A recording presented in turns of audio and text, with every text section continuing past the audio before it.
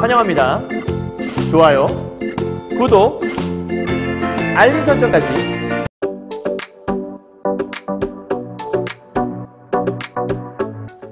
안녕하세요. 경화여고 2학년 학생 여러분, 그리고 전국에서 EBS 올림포스 전국연합학력평가 문제집으로 공부하시는 학생 여러분 만나서 반갑습니다. 선생님은 세계 최강 국어쌤 조인수 선생님입니다.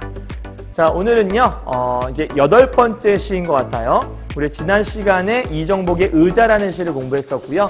오늘은 이성복의 다시 봄이 왔다라고 하는 시를 함께 공부할 예정입니다. 그래서 다시 봄이 왔다라는 요 시는 사실은 뭐 내용상으로 봤을 때 좀 약간 산문시처럼 쓰여 있긴 하거든요. 근데 내용이 좀 추상적인 내용들도, 추상적인 시어들도 많이 있어서 좀 어렵다라고 느낄 수도 있지만 막상 해보면 그렇게 많이 또 어렵지도 않아요. 그래서 어떤 내용을 다루고 있는지 처음에 살짝 듣고 들어가시면 좀 더 수월하게 볼 수 있을 거거든요. 그래서 잠깐 참고해 보도록 하죠. 자, 이성복의 다시 봄이 왔다. 그럼 핵심은 봄이죠. 봄이 다시 왔다라는 거예요. 그러니까 이 봄이 오늘만 왔어! 이게 아니라 예전에도 왔고 어제도 왔고 오늘도 왔다 이런 얘기인 것 같아요. 그러니까 작년에 이어 올해 또 봄이 왔구나 이런 얘기거든요. 사실 여러분 그럴 때 좀 많죠. 열심히 살아야겠다라고 생각을 하고 나름대로 노력을 하고 있는데 되게 치열하게 살아보는데 생각만큼 내가 원하는 만큼의 결과가 안 나올 때가 많이 있어요. 그렇죠? 그러니까 그런 이야기를 담고 있는 거거든요. 희망을 보고 꿈을 꾸고 나아가지만 실제로 나올 때는, 그러니까 실제로 우리가 뭔가를 이룰 수 있을 거라고 믿고 열심히 덤볐는데 나온 결과물이 내가 원하는 만큼 뭔가 나오지 않으면 되게 실망을 하게 되죠. 그래서 마치 봄이 온 것처럼 나에게도 뭔가 밝은 미래가 왔으면 좋겠는데 내가 원하는 만큼 뭔가 이루어지지 않을 때 거기로부터 오는 약간 좀 좌절감 같은 걸 노래한 시라고 볼 수 있어요. 알겠나요? 그럼 이제 본격적으로 한번 작품을 들어가 보도록 할게요. 자, 마찬가지예요. 화자, 상황, 정서, 태도를 쓰고 시작하시면 되고요. 요 시는 약간 산문시처럼 쓰였다고 했는데 시가 좀 붙어있다 보니까 이렇게 좀 이렇게 의미 단위를 끊어 읽으면 좋은데 그래서 지금 읽을 때는 좀 그렇게 끊어서 읽어보도록 할게요. 자, 비탈진 공터 언덕 위에 푸른 풀이 덮이고 그 아래 웅덩이 옆 미루나무 세 그루 그 갈라진 밑동에도 푸른 싹이 돋았다. 이렇게 끊으면 돼요. 그럼 정확하게 얘기하면 비탈진 공터 언덕 위에 푸른 풀이 덮이고 그 아래 웅덩이 큰일 날 뻔했네. 엉덩이라니 나무에 웅덩이 옆 미루나무 세 그루에 갈라진 밑동에 그럼 갈라져 있는 밑동인데 거기에 푸른 싹이 돋았다고 하네요. 그럼 이때 푸른 싹이라고 하는 건 뭔가 생명의 재생? 그죠? 그러니까 지금 보니까 푸른색 나온 거 보니까 시각적 이미지도 있는데 이 두 가지는 전부 다 얘랑 얘는 둘 다 뭔가 새로운 생명이 피어나고 있다? 생명의 재생이 일어나고 있다? 한마디로 얘기해서 뭐가 왔냐면 제목처럼 봄이 왔다. 이런 얘기를 지금 하고 있는 것 같죠. 그죠? 그리고 이 시 속에서 보니까 나라는 화자가 존재하네요. 나. 이렇게 체크할 수 있을 것 같고요. 그럼 지금 내가 어떤 상황 속에 있는가 보면 되겠죠? 자, 계절상으로 뭐가 왔어요, 지금? 봄이 왔다. 이렇게 보면 되게 내가 좋은 상황 속에 있나? 이렇게 생각해 볼 수 있잖아요. 자, 일단은 생명이 재생이 됐어요. 때로 늙은 나무도, 그럼 이 늙은 나무는 아마 이 미루나무를 얘기하는 거 아니겠어요? 늙은 나무도 젊고 싶은가 보다. 그럼 늙은 나무도 젊고 싶다면 누군가가 젊고 싶은 사람이 있으니까 늙은 나무도 그런가 본데 생각하는 거겠죠? 사실 여기는 화자죠, 화자. 그러니까 화자의 마음도 이 젊고 싶은 거예요. 그러니까 화자의 마음이 젊고 싶은데 이 늙은 나무도 젊고 싶은가 봐. 이런 얘기를 지금 하고 있는 거죠. 어찌 보면 이 늙은 나무에다가 뭘 하고 있는 거냐면 이 화자의 마음을 투영시켰다. 여기다 집어넣었다는 얘기라 볼 수 있어요. 그러니까 지금 얘는 무엇인가 젊고 싶은 소망이 들어있나 보다. 그럼 사실 이렇게 소망을 갖고 있다는 건 무슨 얘기냐면 봄은 왔는데 화자의 상황은 아직 그렇지 않다는 얘기죠. 그러니까 화자의 상황과 서로 아직은 반대됐다는 뜻인 것 같아요. 자, 기다리던 것이 오지 않는다는 것은 누구나 안다. 너무 슬픈 거 아니니? 그러니까 얘는 인생을 바라볼 때 기다리는 것은 늘 오지 않아. 이렇게 생각한다는 거거든. 뭔가 좀 낙관적인 생각보다는 비관적인 삶의 인식을 갖고 있는 거죠. 이렇게. 그러니까 삶의 인식을 비관적으로 하고 있는 거예요. 그러니까 원하는 대로 늘 이루어지지 않아. 이런 걸 누구나 안다. 이게 너무 일반화된 거잖아. 그러니까 좀 개인의 경험을 가지고 일반화시켜 놓은 거라 볼 수 있을 것 같아. 안다. 누가 누구를 사랑하고 누가 누구의 목을 껴안듯이 비틀었는가? 나도 안다. 그러니까 이거는 누가 누구를 사랑하고 누구 목을 껴안듯이 비틀었는지를 자기도 뭔가 안다라는 거야. 내 얘기를 한 거죠. 그죠? 나도 안다라는 거예요. 그죠? 그러니까 여기서는 약간 돼지 목 따는 동네에 더디고 나른한 세월. 그러니까 좀 약간 좀 충격적인 용어를 좀 사용하고 있죠. 그죠? 돼지 목 따는 동네라는 거 뭐 좀 시끄러운 동네? 이게 막 약간 뭐랄까 고급진 동네는 아닌 것 같다는 생각이 드는데 그 동네에서 더디고 나른한 여기 딱 눈에 띄는 단어가 하나 있죠. 여러분. 나른하다라는 거. 그러니까 내가 어떤 삶을 살고 있는 거냐면 뭔가 나른한 삶. 살짝 말을 바꾸면 뭔가 권태롭고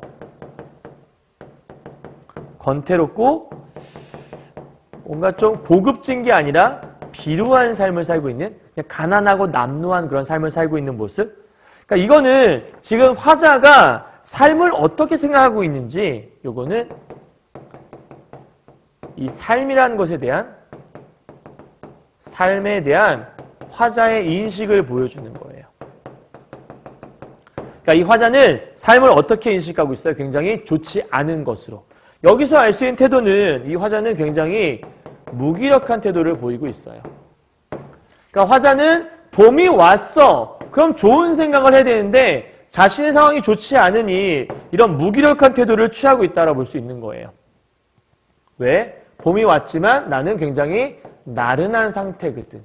이 나른함으로 도운 모습이라 볼 수 있겠죠. 이해했나요? 자, 넘어가 볼까요? 때로 우리는 묻는다. 좀 전에 분명히 나는이라고 했는데 이번에는 우리는으로 좀 바뀌었네. 그럼 시가 지금 현재 나라고 하는 개인의 얘기를 하다가 우리라고 하는 걸로 화자가 확대가 된 거예요. 지금요. 그죠? 좀 약간 너무 빛나네. 지울게. 이거 좀 지워줘야겠다. 그러니까 조금 전까지 나 얘기를 했었는데 이제 우리 얘기를 한다는 건 이 시 속에서 나라는 존재에서 우리라는 존재로 화자가 확대되고 있다. 그럼 여기 우리다가 이제 화자가 확대되었구나. 이렇게 하나 체크해주면 되겠고요. 그러니까 이제 개인의 문제가 아니라는 거죠. 우리 모두의 문제로 확대를 하고 있다는 얘기예요.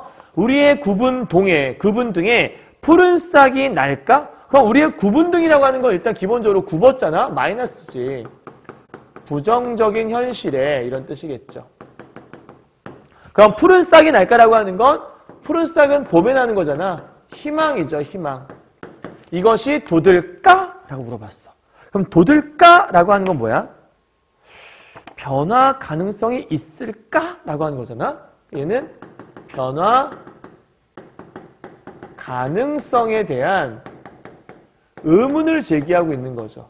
여러분 이해했겠지만 의문을 품었다는 것 자체가 믿음을 갖고 있지 않다는 얘기인 것 같아요. 그죠? 그래서 우리는 묻는다. 우리의 이렇게 부정적인 현실 속에서 이런 푸른 싹이 돋을 수 있을까? 묻고 또 묻지만 비계처럼 씹히는 달짝지근한 혀. 그럼 앞에서 우리가 푸른이란 말은 시각적인 게 있었는데 이번 달짝지근하다. 약간 미각적인 이미지가 있죠.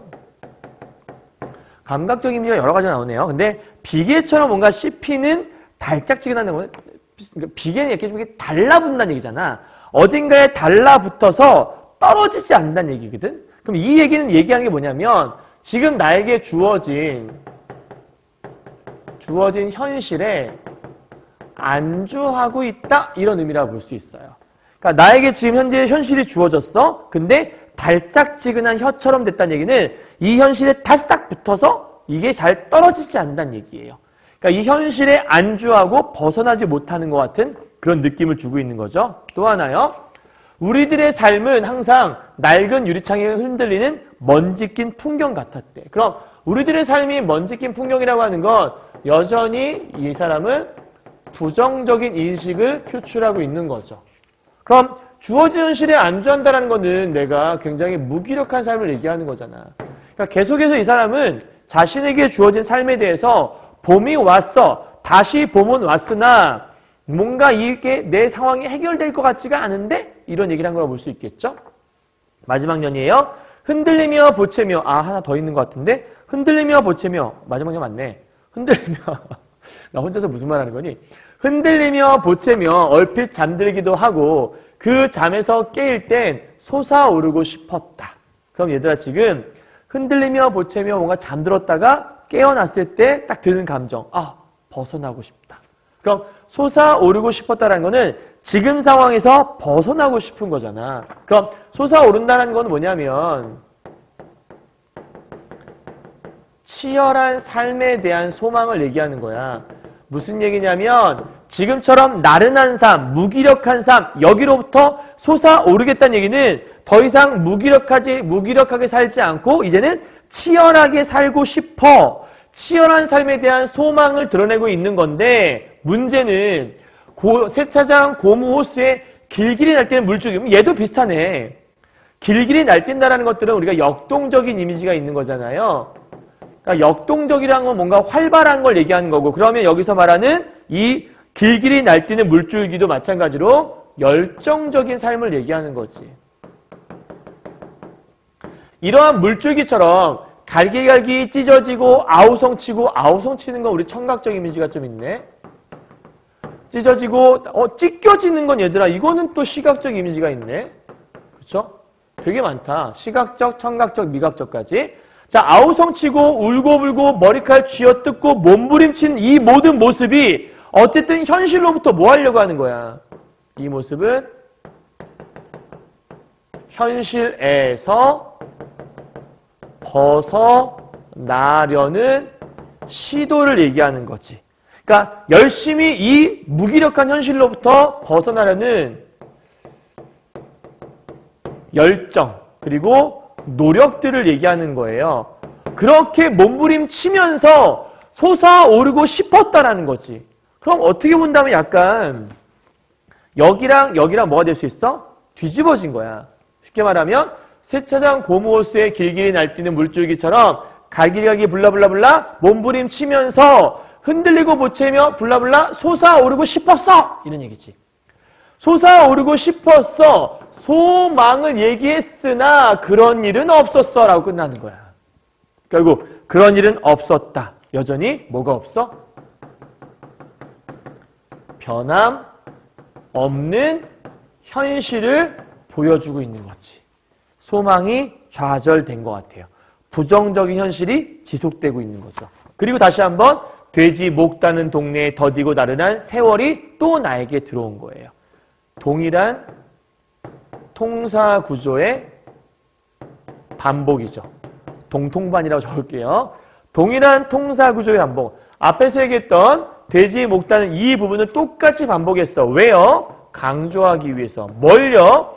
내가 처해 있는 이 무기력한 현실을 강조하기 위해서 한 번 더 쓴 거죠. 그리고 풀잎 아래 엎드려 숨죽이면 가슴에 윤기 나는 석탄층이 깊었다. 얘들아, 층. 석탄층이라고 하는 건 파묻혀 있잖아요. 밑에 화석처럼. 그죠? 그러니까 이 석탄층이라고 하는 것들은 위로 빼올게 얘들아. 설명하기 좀 좋게. 석탄층이 의미하는 건 뭐냐면 내가 소망을 품었잖아. 그 소망이라는 게 화석이 되어버린 거야. 쉽게 말하면 굳어버린 소망. 이 소망이 석탄층이 되어 굳어버려서 변화가 더 이상 생기지 않게 된 거죠. 그러니까 변화가 생기지 않게 소망이 굳어버렸다. 말을 좀 바꾸면 내가 여기서 벗어나고자 하는 욕망이 있었잖아. 그 욕망이 억눌린 상태라는 거죠. 마지막으로 이걸 정리하면 결국은 비관적이고 부정적인 현실 인식이 드러나 있는 시 이렇게 보시면 되겠네요. 너무 슬픈 시다. 그죠? 다시 봄이 왔으나 치열하게 살 수 없는 현실에 대한 안타까움을 노래한 시. 난 열심히 살고 싶은데 노력을 했는데 뭔가 내 삶이 계속해서 변화가 생기지 않는 것에 대한 안타까움을 노래한 시. 그럼 이런 시를 볼 때 여러분 보고 나서 뭘 느껴야겠어요? 안주하면 안 되겠죠. 석탄층이 되도록 그대로 있으면 안 되겠죠.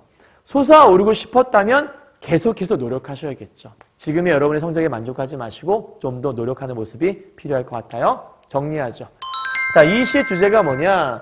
변함없는 삶 속에서 느끼는 권태감을 노래하고 있어요. 좀 밝은 시가 아니라서 좀 약간 씁쓸하긴 하지만 변함없는 삶 속에 느끼는 권태로움과 억눌린 욕망, 이 욕망이라고 하는 건 여러분 나쁜 욕망이 아니에요. 여기로부터 벗어나고자 하는 욕망을 얘기하는 거지. 역동적 삶에 대한 소망을 드러내고 있다. 그렇죠. 역동적 삶이라고 하는 것들은 살짝 말을 바꾸면 열정 뿜뿜한 삶, 그렇죠? 이런 거를 꿈꾸고 있는 거죠. 그런데 이것이 실천되지 않고 답답한 현실이 여전히 변화 없는 나의 삶으로 자리 잡고 있다는 거. 이게 좀 안타까운 거죠. 그 다음에 자연과 화자가 반대를 이루고 있다. 자연은 아까 푸른 싹이 났잖아요.